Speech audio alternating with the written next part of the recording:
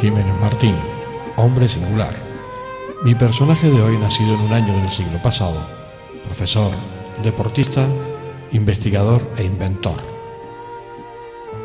Toda una existencia dedicada a crear lo que casi no le ha permitido tener vida personal, aunque no ha sido óbice para que su gran pasión, la pesca, no la dejara de practicar, recorriendo todas nuestras islas e incluso a nuestro vecino continente de África.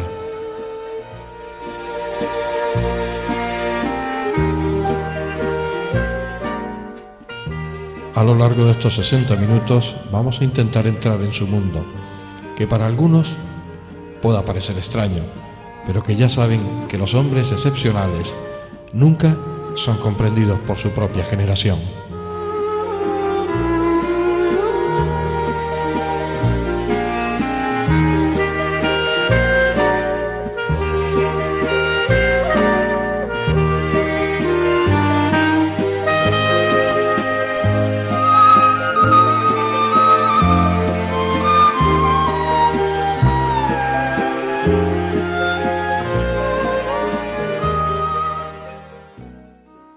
Juan, ¿cómo es tu infancia?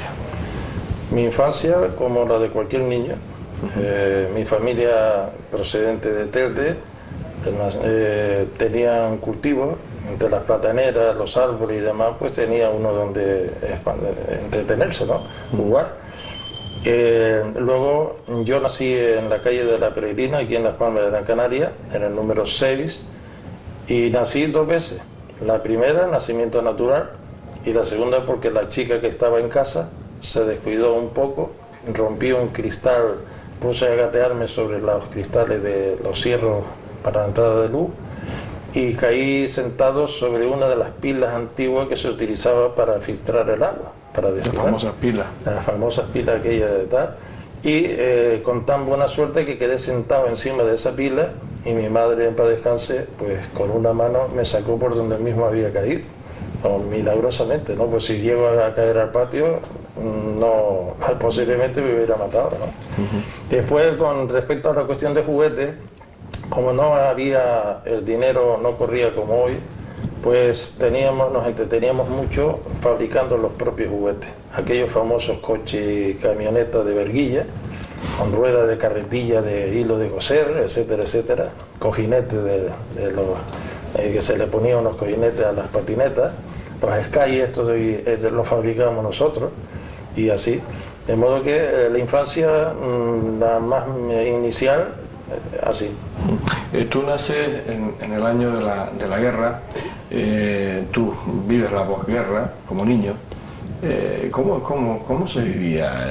Aquí en Gran Canaria, ¿era tranquila la situación? Sí, bueno, realmente las personas que más se preocupaban eran las personas mayores, pero claro, uno con esa edad tan pequeña pues no pasaba un poco del tema, ¿no?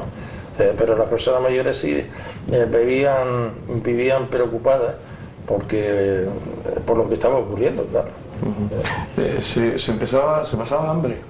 Pues mucha gente pasaba hambre. Los que tenían agricultura y demás no, porque tenían para alimentarse con sus propios cultivos. Pero la verdad es que sí, se pasaba. Aquí era una época, no, en fin, es duro recordarlo, pero hay que recordarlo, en que se cambiaba por comida, tazas por comida. O sea, platos de tazas y demás, se hacía una especie de canje para poder tener comida, ¿no? Entonces, mucha gente se enriqueció en aquella época, ¿no? Ilegalmente o inmoralmente, ¿no? Ya realmente a esos tú. detalles no llego por la No edad, llegas, ¿no? Claro. Ni tampoco lo comprendiste con el paso del tiempo, ¿no? Que algunos hicieran negocios por allí. Bueno, siempre que hay una crisis, siempre hay gente que se aprovecha. Siempre ha existido eso, siempre. ¿Hasta cuándo estás en Telde? ¿Hasta qué edad estás en Telde? No, en Telde íbamos solamente en periodo de vacaciones. Solo de vacaciones. Y en el periodo de estudios, tanto mi hermano Rafael como yo, vivíamos aquí en Las Palmas. En esta calle, en el número 20 primero, y luego aquí en el 15 antiguo, que es el 13 actual. El centro de reunión ya más mayor, Juan, cuando ya tenías 13, 14, 15 años, ¿dónde era el centro de reunión? ¿El Parque de San Telmo, la calle Triana? Es el Parque San Telmo porque el ajedrez era mi hobby, mi primer hobby deportivo, si se puede llamar deporte. Yo creo que más bien juego ciencia. Pues era el ajedrez. Todos los días yo jugaba ahí al ajedrez con gente como Pedro Lescano, el que era presidente del Cabildo, Sagaceta, el doctor Lafora, Martín, que fue uno que le hizo tabla con Alequín, el famoso campeón mundial, y ahí jugaba. Era mi hobby. Mi padre, que era un forofo del ajedrez, me lo enseñó a jugar desde los 5 años. Poca cosa, pero o sea, ahí se inició. Y eso es muy recomendable porque desarrolla la capacidad de pensar en profundidad y buscar soluciones a los problemas. Y yo eso del ajedrez me he acordado siempre en los trabajos de investigación que he hecho en mi vida profesional, siempre me he acordado del ajedrez. Digo, ¿cómo se me ocurrió a mí esto? Y entonces me acuerdo del ajedrez. Por eso el ajedrez en muchos países lo tienen como una asignatura, creo que optativa, pero como una asignatura a ofrecer a los chicos. ¿Cómo era la diversión de los chicos y chicas de aquella época? La diversión era con los juguetes que se fabricaban y como siempre, jugando a la pelota, al fútbol. Al fútbol. Sí.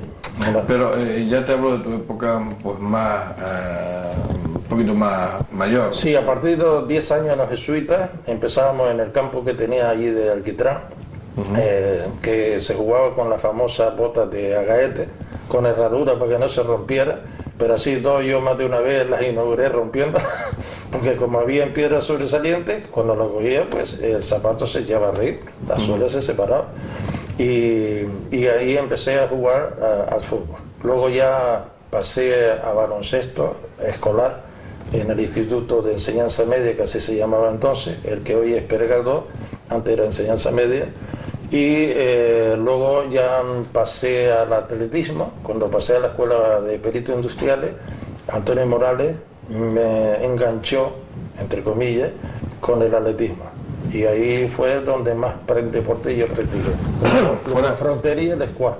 Fuera del deporte, Juan, ¿cómo transcurría tu vida de joven? Yo viajaba mucho. Como practicaba muchos deportes, cuando no viajaba por ajedrez era por atletismo y cuando no por tal, siempre estaba. Entonces mi entretenimiento principal era en los ratos libres la pesca, que me gustaba muchísimo. Yo he ido muchas veces a pescar a África, a Fuerteventura y Lanzarote, porque es una terapia tremenda para situaciones de estrés. Se desconecta uno de los problemas, se recarga el sistema nervioso de la persona, la batería, entre comillas, y muy recomendable. Lo que pasa es que hoy día hay poco pescado. Hay poco pescado. Tu vida transcurre en Las Palmas, sales del instituto y paso a peritos industriales. Entonces, en aquel tiempo se podía estudiar poco, ¿no? Porque aquí no había mucha carrera. Comercio y peritos industriales. Era lo que había. Prácticamente, y aparejadores en Tenerife. Pero si no se podía salir de la isla, y magisterio con también, ¿no? La poca economía que había, ¿quién salía de la isla? Solamente la gente muy pudiente son las que iban a estudiar a la península, que eran muy contados con los dedos, ¿no? Pero comercio y peritos industriales era lo que se estudiaba. ¿Y a ti comercio no te gustaba? ¿Perdón? ¿A ti comercio no te gustaba? No, nunca. Tal vez así que mi padre me decía de poner un comercio en la planta baja de este edificio y yo le dije que no, porque no. Y él era comerciante y a mi hermano también le gusta el comercio, pero a mí no me gustaba. Y por eso pues no, el comercio no lo estudié por eso. Sin embargo, la ingeniería sí me gustó. Lo que pasa es que luego estudiando como estudiante, algunos compañeros me preguntaban cosas sobre la asignatura a la cual me dediqué ya luego, que es dibujo técnico, y como la respuesta que le di a los compañeros dio resultado positivo, me entusiasmé con la enseñanza y ahí se despertó mi vocación, más que por la ingeniería en sí, por la enseñanza. Tú terminas tu carrera de perito y te pones a trabajar, te pones a ejercer de perito. Tuve la gran suerte de que después de terminar la carrera fuimos a hacer servicio militar en Melilla y al regreso, tuve una enorme suerte porque cuando los compañeros tenían que ir a América ganando buen dinero, bien sea dicho de paso, para trabajar como técnico, porque aquí no había industria para trabajar, pues resulta que a mí, por esa casualidad que se da en la vida, me salieron 3 trabajos distintos. Uno, la del almirante, que me pidió colaboración para preparar el equipo de atletismo de la base naval. Luego el Colegio Salesiano para promoción deportiva, luego peritos industriales y maestría industrial, o sea, no 3, sino 4 trabajos al mismo tiempo. Esas son casualidades que se dan en la vida, irrepetibles además, ¿eh? En una época en que, repito, mis compañeros con carrera universitaria tenían que ir a trabajar fuera, a América, normalmente para trabajar como técnico, como ingeniero. O sea que compaginabas tu labor de enseñante con la de deportista, ¿no? Bueno, también aparte de esa labor docente, porque en atletismo también era como entrenador nacional de atletismo, practicaba yo varios deportes, pero principalmente el atletismo. En la época de Miguel de la Cuadra Salcedo, que éramos 2 de los lanzadores de la época, el campeón de España, y yo a nivel universitario pues estaba por ahí. ¿Cómo era la época, cómo era aquella época de tus años jóvenes? ¿Cómo se vivía en Las Palmas? Sin un duro. sin un duro. Por eso había que ingeniársela para tener incluso los juguetes, para abrigarse. No había otra. Lo cual era bueno porque desarrollaba la capacidad de investigar y de pensar, de descubrir. Hoy día es más bien no que digo que sea pasivo, pero sí los juguetes estos electrónicos no desarrollan tanto la capacidad como antiguamente. ¿Eran los bailes, te hablo ya de tu época juvenil, los bailes? Yo estaba tan ocupado con el deporte y demás que la vida que hacían normalmente la mayoría de mis compañeros yo no la hacía. O sea, yo estaba más bien, falto de tiempo para poder hacer la vida que hacían los demás compañeros. No te daba tiempo. Los bailes, estaba siempre, ya digo, de deporte, de viaje, en fin, muy ocupado. O sea, que tu vida transcurría... Es una de las cosas que a mí me faltó, más tiempo para hacer más cosas. Pues yo soy hiperactivo, por lo menos me considero que soy hiperactivo. Entonces necesito más tiempo para hacer todas... O sea, lo que se dice vulgarmente, no te estás quieto. No, quieto parado nunca. Nunca, ¿no? O sea, que siempre estás maquinando cosas. Y cuando uno cree que ya ha terminado, salen nuevas ideas. Por ejemplo, esta hora de los árboles, el cultivo de los árboles estos australianos, el semillero, que he descubierto algunas cosas que son interesantes saber. ¿Cuándo te da a ti, empiezas a dar clases en la escuela de peritos?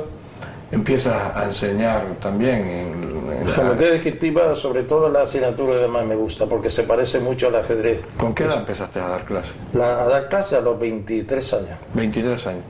¿Y en aquel cuando tiempo, regresé de la milicia universitaria? ¿Y en aquel tiempo los alumnos te veían tan joven, te respetaban igual? Sí. Yo nunca he tenido problemas con ningún alumno, jamás, con ninguno. Quizás sea porque yo programaba suficientemente las clases como para que los alumnos no se aburrieran en clase. O sea, desde que entrábamos ya estaban trabajando.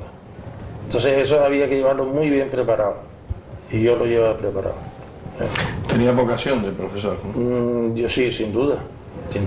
La vocación te la da el éxito que tengas en lo que tú haces. Esa es la vocación. La vocación no es gustar una cosa, sino gustar y tener cualidades para. Y el indicador de que tienes cualidades es el éxito. Y como afortunadamente se me daba el éxito, pues esa era mi vocación. Repito, vocación, 2 cosas, psicológica y cualidades, las 2. No gustar solo. ¿Cuándo te nace la idea de inventar esa faceta tuya? Está clarísimamente determinada.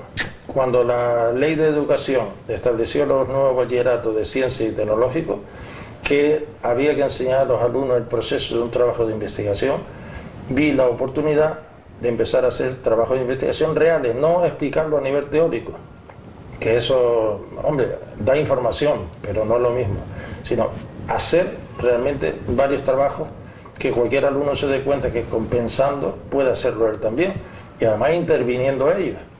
Entonces por ahí empezaron, pues eso, lo del rumbor, lo del charcos, lo de la máquina esa de, el aparato este de quitar el polvo de la mesa de billar, una retina artificial para poder comprobar las leyes según las cuales se forma la imagen en nuestra retina, pero vista fuera de uno, para que la perspectiva de los arquitectos y los ingenieros tengan calidad fotográfica.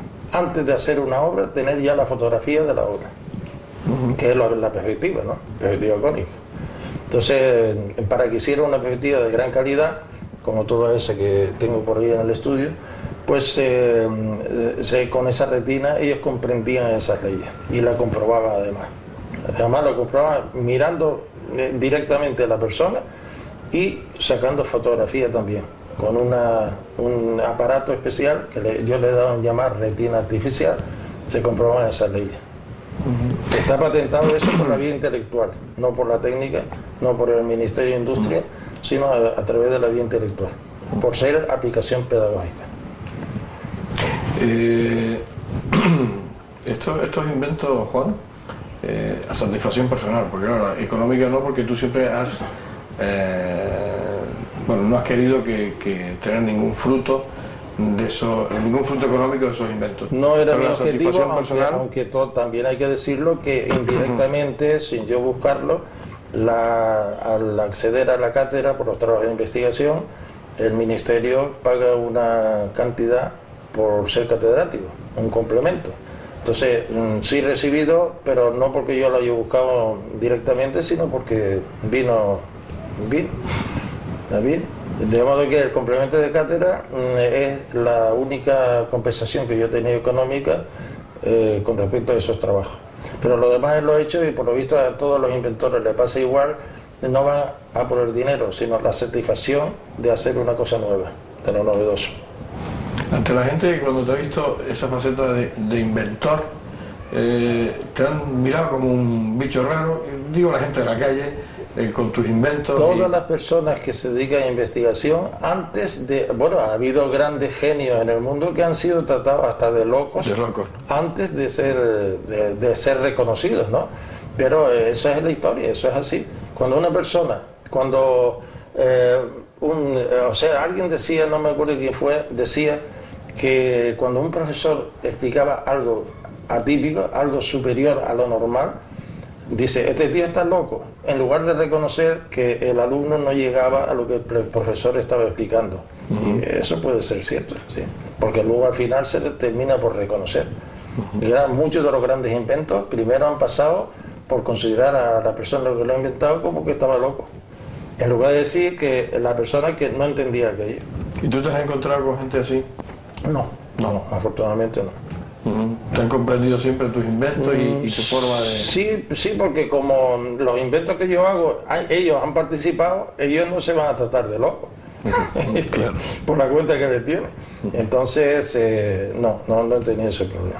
Y tus inventos son siempre prácticos, ¿no? Muy prácticos porque resuelven problemas pequeños, porque yo siempre he tratado de hacer trabajo de investigación, salvo la retina artificial que es más compleja, pero lo demás, cualquier trabajo que los propios alumnos se den cuenta que ellos pensando pueden hacerlo, que no es ninguna cosa del otro mundo, es cuestión de pensar y buscar manejar ideas y combinarlas hasta sacar conclusiones y soluciones, claro. ¿Y la sacaste? Sí, bueno.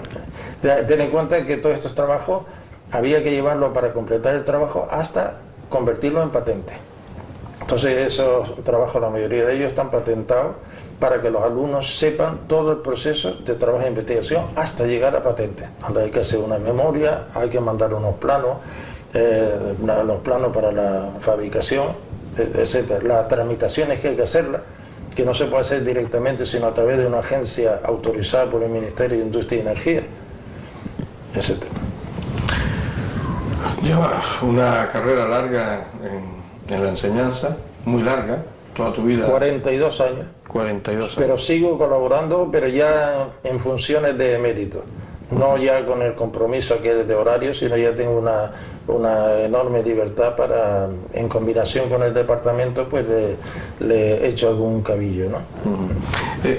¿Qué valoración sacas de esa enseñanza que has impartido, de esos alumnos que has tenido, de esas anécdotas que te han podido ocurrir? Satisfacción total, porque es muy no sé, muy satisfactorio el que los alumnos, tanto aquí como en las islas de Tenerife, La Palma y demás, crucen la calle para saludarte. Eso es algo que se guarda para siempre, ¿no? ¿Te sueles acordar de la gran mayoría de ellos? Sí, de todo. ¿De todo? Todo. Eso es difícil, ¿no? Porque Yo quería no tener buena memoria, pero buena no tendré, pero mala tampoco, porque en una invitación que me hicieron los alumnos míos de Salesiano hace unos años arriba en Santa Brígida, resulta que yo, que temía estar perdiendo algo de memoria, resulta que yo reconocí más a esos alumnos que ellos entre sí. Digo, bueno, no, la cosa no marcha mal. O sea, que los conociste tú mejor que entre ellos. Más que ellos entre sí, sí. Por eso, pero claro, son actividades que siempre se te graban porque muchas de ellas están relacionadas con el deporte. Y entonces el deporte como una válvula de escape para los chicos jóvenes, ahí toda la adrenalina que tengan por sus problemas la queman ahí, pues ven el deporte como una cosa especial. Se queda grabada esa imagen. Tu enseñanza, tu vida familiar transcurrían paralelas, ¿no? La educación familiar mía, ejemplar, totalmente ejemplar. Mi padre y mi madre suscribiría para poder, con la disciplina que había entonces, ¿no? Entonces, y que ellos eran disciplinados, pero la suscribo ahora mismo. La educación familiar recibida, sin duda, ¿verdad? Uriarte Asociados, la firma de abogados con más resolución de casos favorables en Canarias, te ofrece los servicios de asesoría laboral, despidos, contratos, conciliaciones, en civil, divorcios, convenios, reguladores y mercantil, administración concursal y arbitrajes. Uriarte Asociados, dirigido a empresas 100% éxito en descuelgue de convenios colectivos, únicos en España en la eliminación del IBI, cláusula suelo consiguiendo devolución de lo pagado de más, reclamación preferente SISUA. Somos la solución a tus problemas. Visítanos en Triana 84 segundo G o llámanos al 928-362-121 o al 697-457-706. Uriarte Asociados. Somos la solución a tus problemas.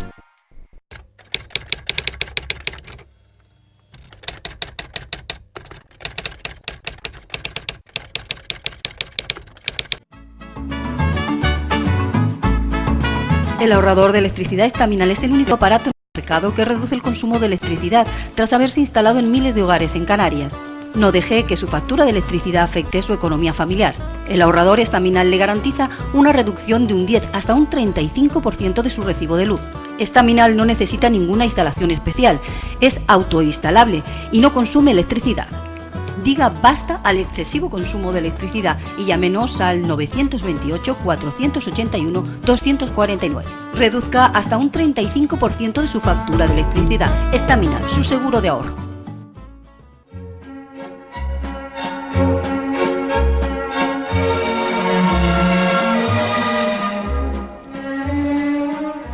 La casa familiar donde va transcurriendo la entrevista resume historia, sus fotos familiares del siglo pasado, sus paredes nos transportan a otra época.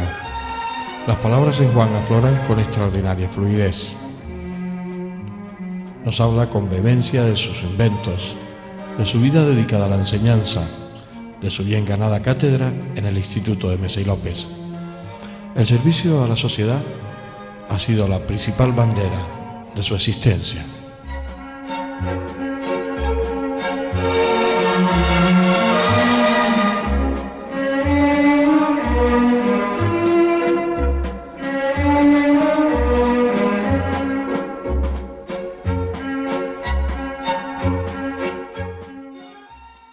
Juan, tu vida familiar transcurría paralela a tu trabajo de enseñanza, pero ¿te daba tiempo realmente a hacer vida familiar?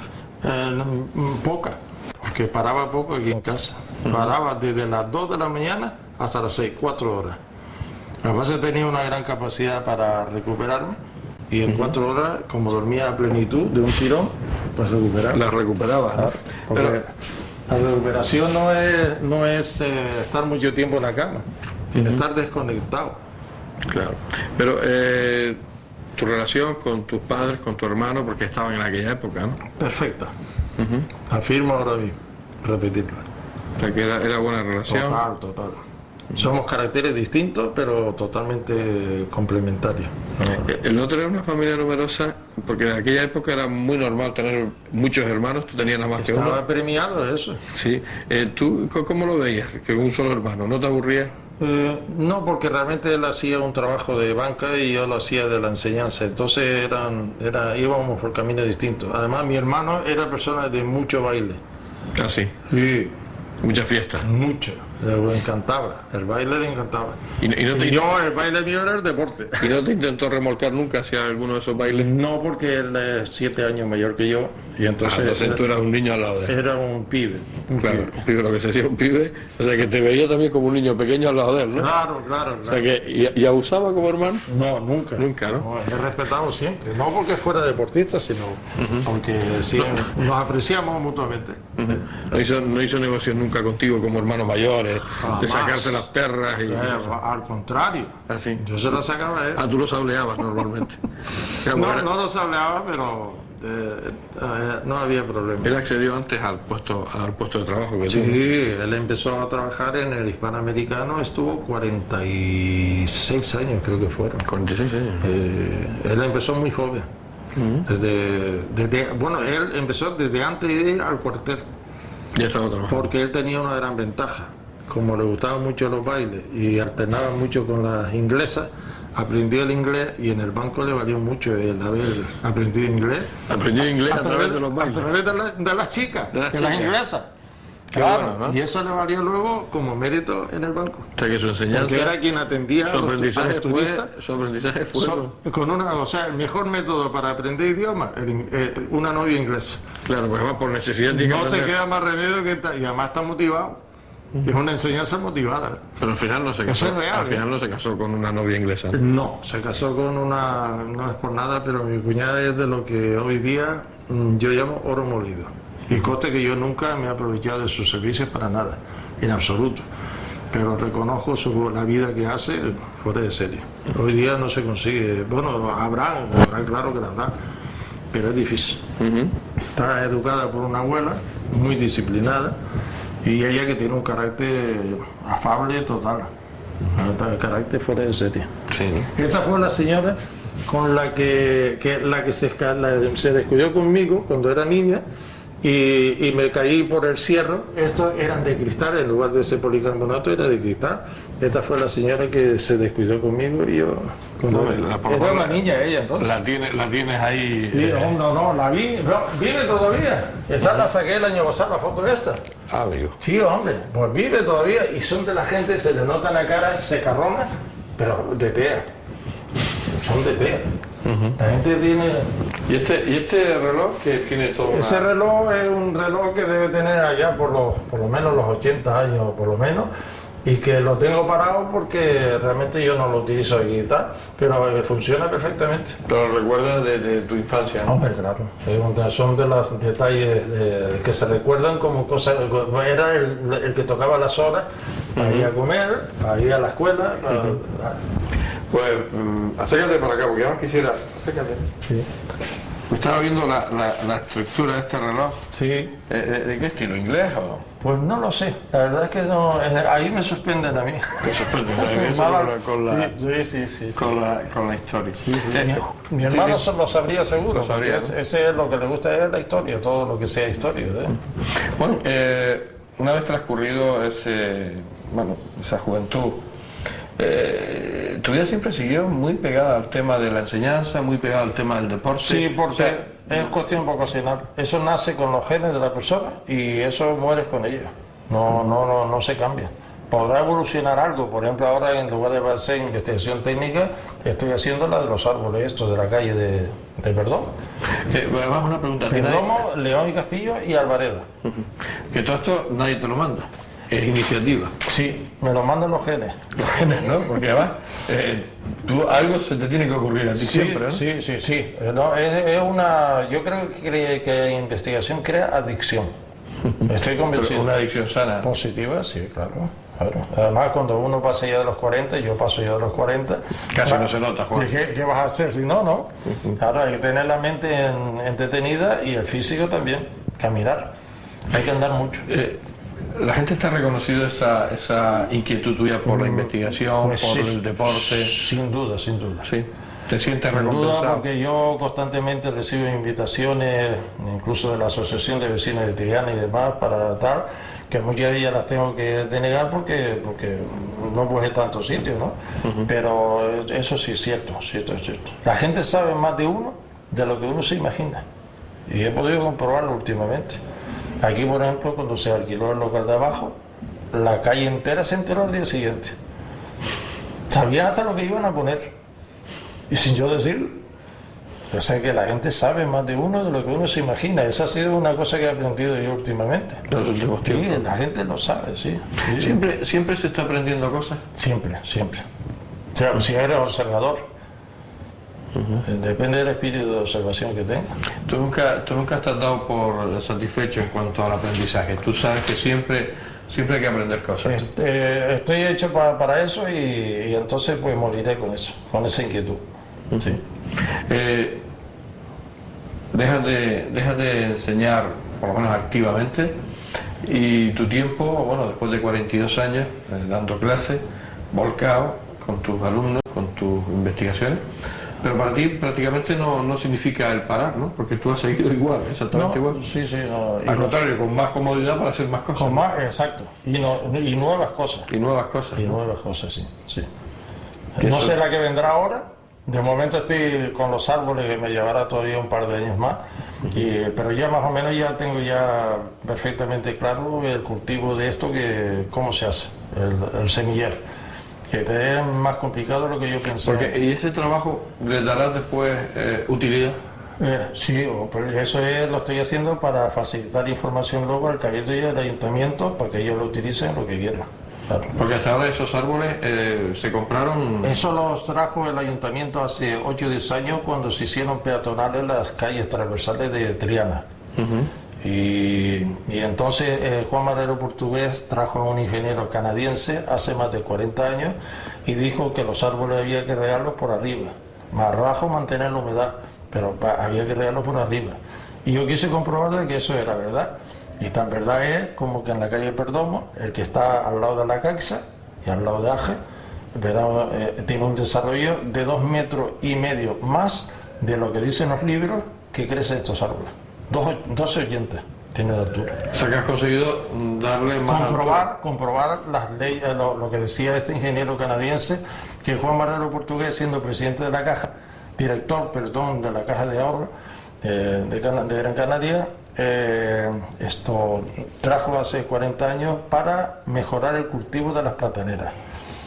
Y entonces él decía que se estaba tirando en las plataneras, el agua se estaba regando a mantas, se llamaba, a llenar el tajo de agua y tal, y todo eso, el 90% se perdía. Había que introducir el riego por goteo y a partir de entonces empezó el riego por goteo en las plataneras, con un ahorro de agua que imagínate. O sea, que tú sacaste esa teoría. Yo quise la comprobarla en los árboles y efectivamente es así. y tú los riegas por la noche. Los regaba porque ya a partir de ahora ya con el crecimiento que tiene, ya la raíz busca el agua del mar que pasa por debajo de la zona de Triana a 4,50 metros de profundidad. El agua del mar atraviesa el caracolillo que hay debajo y toda esta parte de aquí es húmeda. O sea, estamos a 4,5 metros del agua del mar. Porque repito, como es caracolillo, arena gruesa, el agua se filtra. Y cualquier obra que se haga por aquí, al llegar al garaje, hay que sacar agua. Hay que sacar agua. Y esa agua, la raíz es suficientemente inteligente, la naturaleza es muy sabia, para ir en busca de esa agua. Y entonces que la raíz crece así, a tal extremo de que ahí frente al Sinicuyá la raíz de un ficus rompió el macetero de hormigón armado, rompió la acera en busca del agua del masa, porque no lo estaban regando. Lo que es la inteligencia de la naturaleza. Y eso de regar, la gente te lo veía normal, tú regando los árboles. Hombre, todos los vecinos me hacen regalos a puntapalas, sobre todo de fruta, como agradecimiento explícito de que riego los árboles, y que además de eso no cabe duda que ha mejorado el aspecto de la calle. Pero ¿alguno no te tildaría de iluminado, regándote, viéndote regarlo? No, lo que sí he podido observar es que hay, sin citar sexo, hay algunas personas que sienten cierto celo. ¿Celo? Sí, cosa curiosa, cierto celo. ¿Por tu trayectoria? No, porque ven que está dando resultados y no sé, hay personas que son capaces de crearle celo, ver que algo que hace otra persona tenga éxito.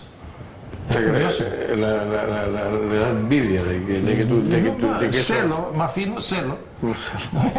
Vamos a no llegar a que sea envidia, pero celo sí. En toda esta vida que has, o que te han dejado vivir, esos más de 40 años, ¿qué valoración sacas?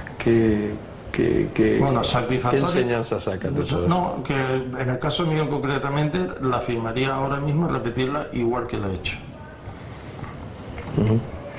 O sea, en todo lo bueno y lo malo que haya podido ocurrir, pero yo como lo malo, si es malo, pues malo es, no me afecta anímicamente, pues por eso digo que en este momento yo afirmaría repetir la vida que he hecho hasta la fecha, en todos sus extremos. Afortunadamente la suerte me ha ayudado y he tenido más cosas positivas que negativas. Aunque en la vida, alguien decía que al final de la vida es un equilibrio entre lo bueno y lo malo. No sé qué tenga de cierto, pero alguien importante, no recuerdo quién, lo dijo. Que al final de la vida se hace un balance y sumando lo positivo y lo negativo, te queda equilibrado. ¿Te consideras un hombre con suerte? Pero sí, mucha suerte. También la suerte hay que propiciarla, cuidado. La suerte pues viene, pero muchas veces esa suerte se propicia. El que puede llegar. Se le da paso al que puede entrar. ¿Y a ti te ha llegado? A mí me llegó, sin duda. Porque lo has propiciado. Porque la he propiciado. Pero siempre hay gente que la propicia pero no le llega, ¿no? Es cierto, es cierto. Pero ese es el destino de cada persona. Eso hay que aceptarlo como ley de la naturaleza. Nosotros estamos programados por la propia naturaleza. Nosotros, los árboles, todos los seres vivos, estamos programados. Por mucho que queramos cambiarlo, si la ley de la naturaleza está escrito y tal, pues así. Yo por lo menos pienso así. Los cambios de la sociedad, de tu época de infancia, de juventud a hoy, han sido brutales. ¿Tú cómo los has asumido? Adaptándome. No hay otra alternativa. Hay que adaptarse a la evolución. Todo evoluciona en el mundo. Todo. ¿Te parece que ha sido positiva esa evolución? En un sentido sí, en otro no. En el sentido familiar, por ejemplo, pues ya se sabe que no ha sido demasiado positivo, necesario porque las circunstancias lo han obligado, pero en el sentido de tecnología, pues imagínense viajar en avión hoy día sin tener ordenadores, estaríamos 6 meses para poder conseguir un billete. Claro, hecho a mano, ¿verdad? Que hoy día hay una parte positiva y otra negativa. Pero repito, hay que adaptarse a ese cambio. Es una evolución necesaria, ¿verdad? Uriarte Asociados, la firma de abogados con más resolución de casos favorables en Canarias, te ofrece los servicios de asesoría laboral, despidos, contratos, conciliaciones, en civil, divorcios, convenios, reguladores y mercantil, administración concursal y arbitrajes. Uriarte Asociados, dirigido a empresas 100% éxito en descuelgue de convenios colectivos, únicos en España en la eliminación del IBI, cláusula suelo consiguiendo devolución de lo pagado de más, reclamación preferente SISUAP. Somos la solución a tus problemas. Visítanos en Triana 84 Segundo G o llámanos al 928 362 121 o al 697 457 706.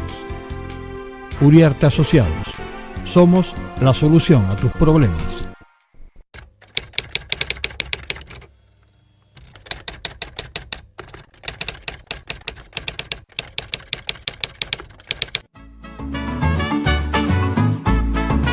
El ahorrador de electricidad Estaminal es el único aparato en el mercado que reduce el consumo de electricidad tras haberse instalado en miles de hogares en Canarias. No deje que su factura de electricidad afecte su economía familiar. El ahorrador Estaminal le garantiza una reducción de un 10 hasta un 35% de su recibo de luz. Estaminal no necesita ninguna instalación especial, es autoinstalable y no consume electricidad. Diga basta al excesivo consumo de electricidad y llámenos al 928 481 249. Reduzca hasta un 35% de su factura de electricidad. Estaminal, su seguro de ahorro.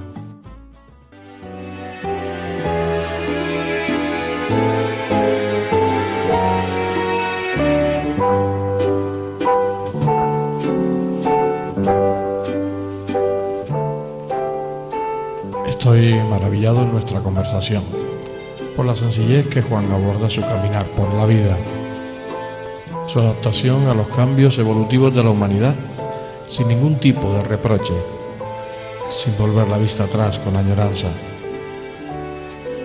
Quiero seguir disfrutando de su conversación y de la proyección espiritual que él da a su vida.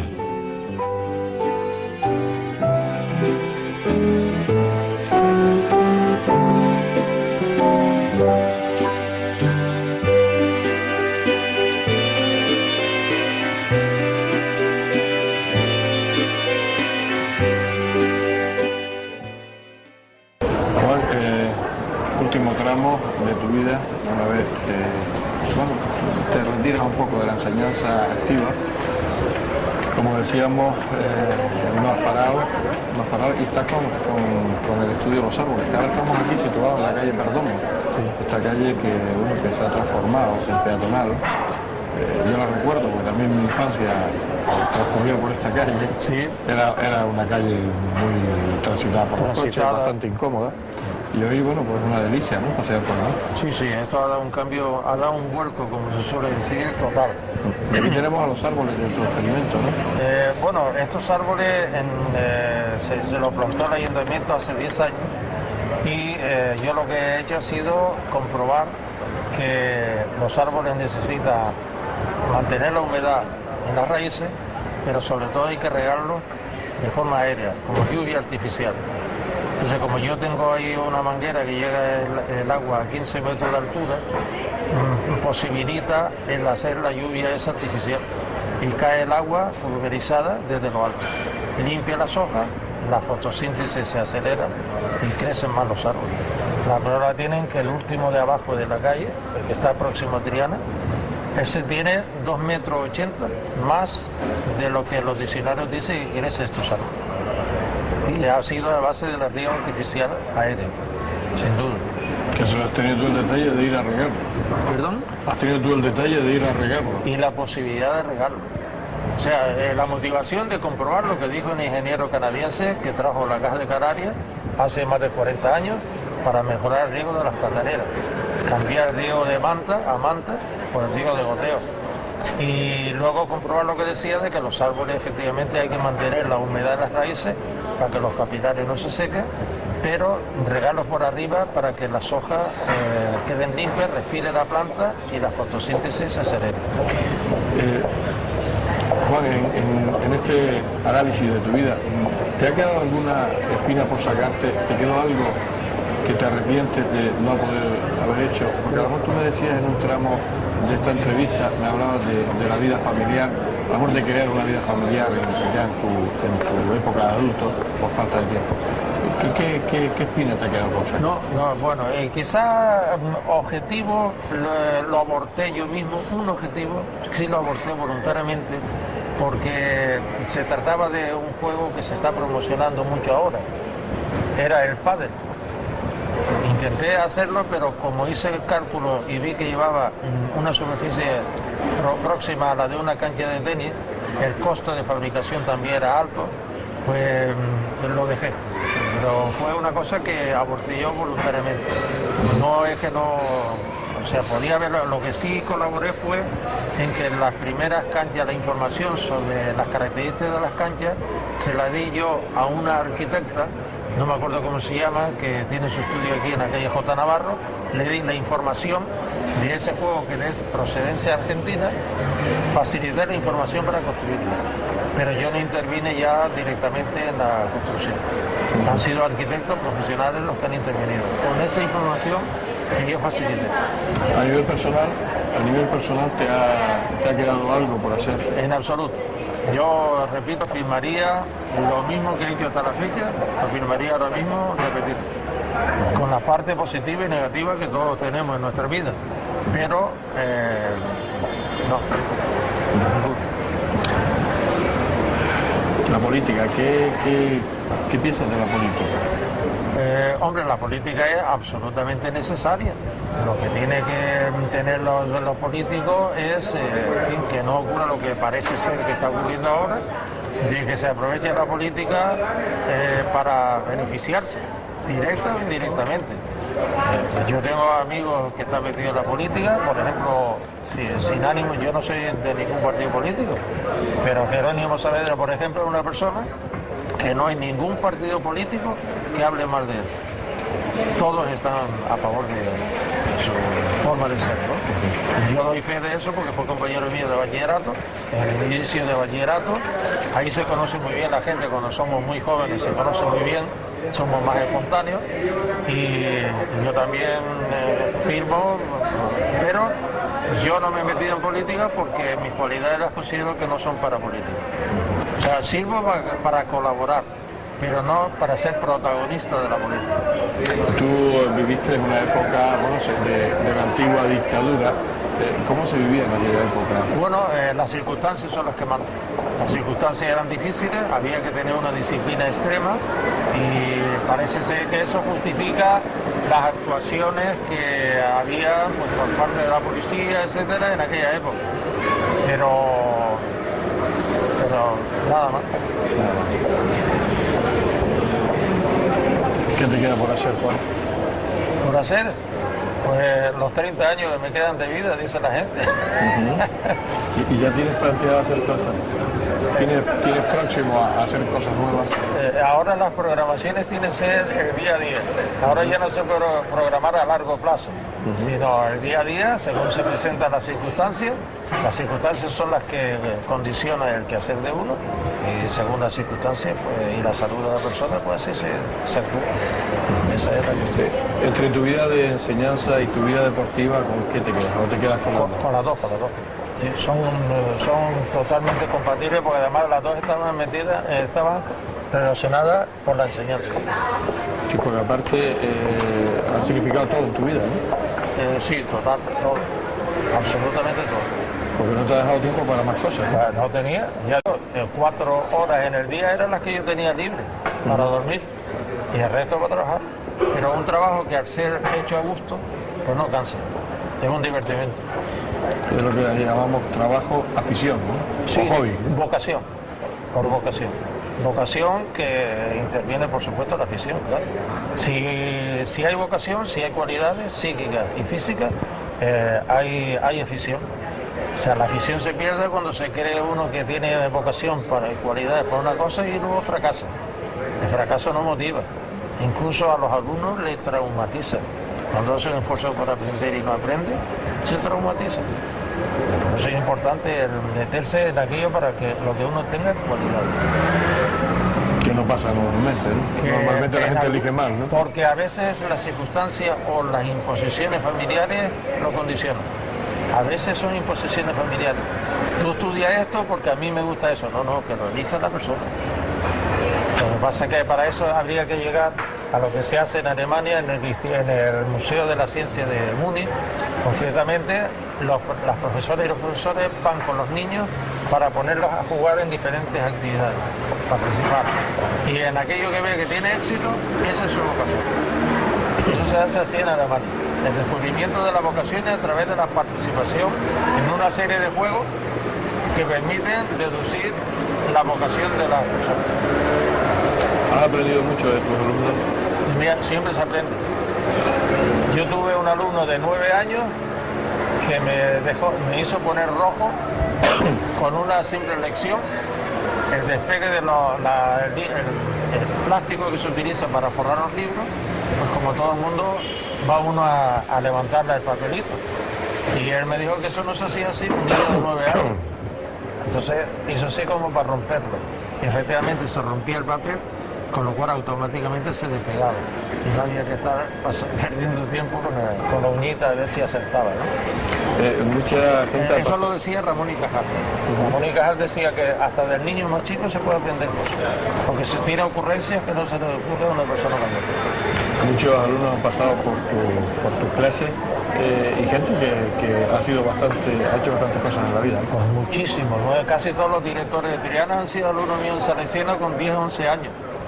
Es curioso eso, ¿eh? Por lo visto en Salesiano se despertaban vocaciones o la coincidencia para ser director de banco. Vocaciones bancarias. Sí, bancarios, ¿eh?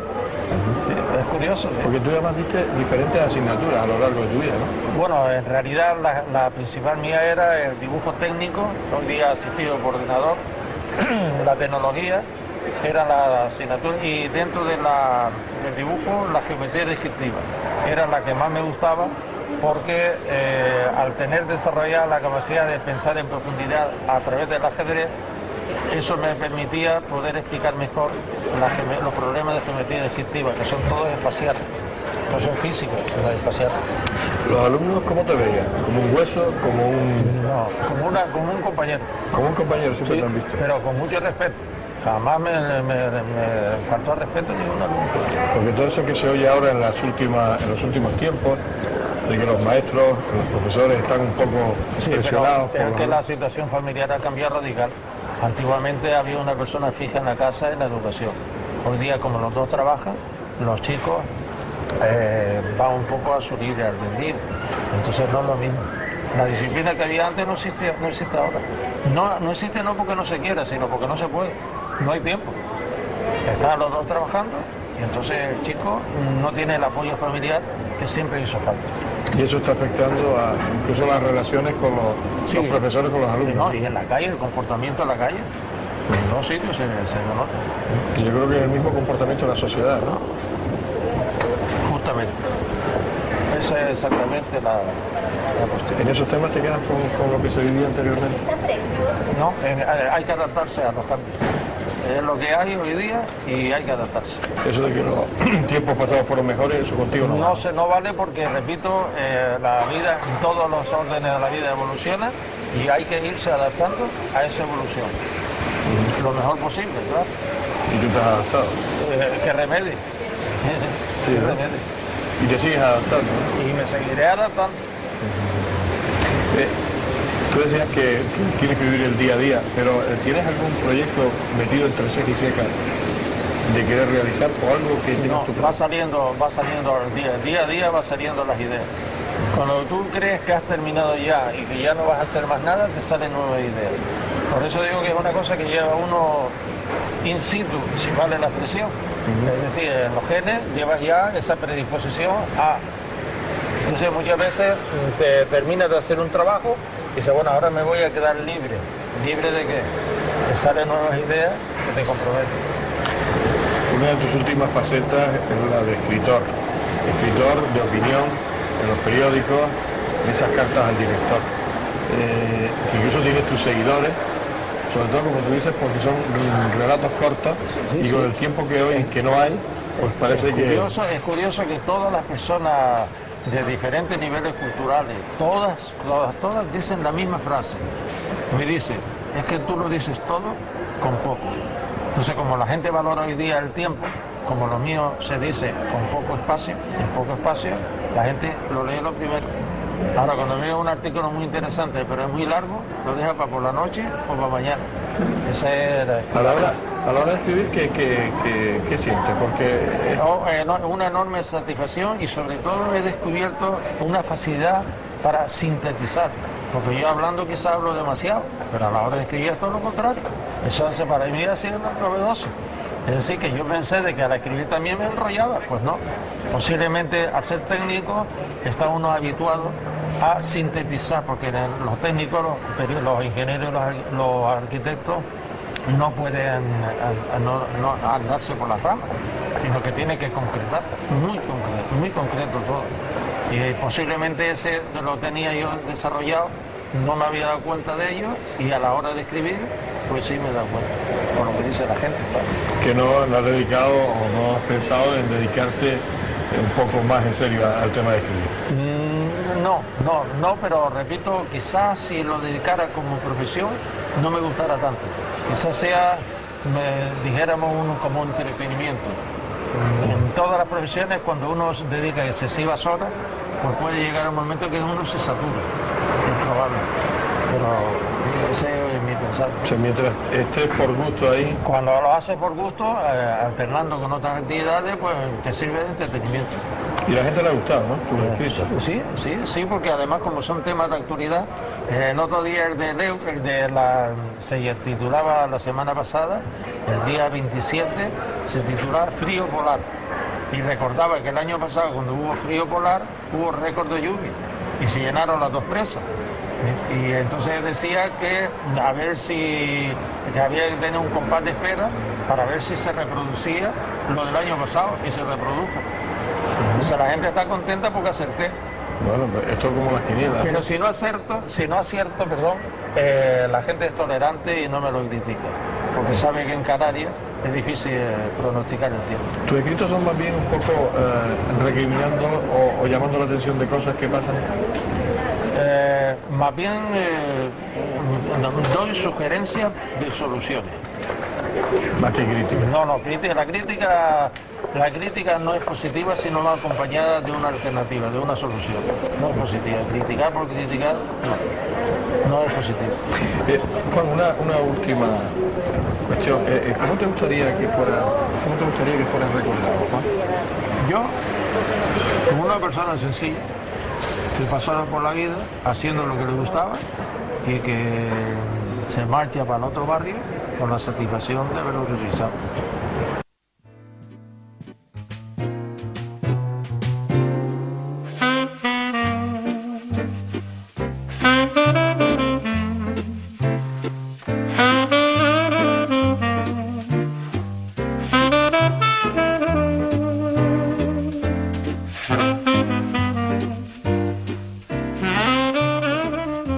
Nuestro paseo final por la calle Perdomo, sus explicaciones sobre su último trabajo de investigación, sobre los semilleros de los árboles que se encuentran en esta calle y en las aledañas de Triana y León y Castillo, sirven como marco final.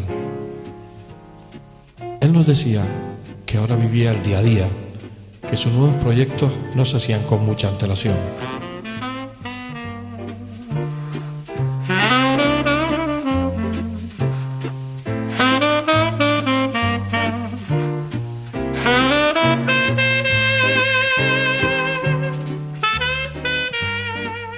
Llegando a la calle Triana, que será nuestro punto de despedida, y me van a permitir que le diga a mi querido amigo Juan que el ser un hombre tan singular y especial como tú es un don que el destino te ha querido deparar, y que la sociedad tiene una deuda contigo de gratitud por la totalidad de tu vida que la has dedicado a mejorarla. Hasta siempre, Juan Jiménez Martín.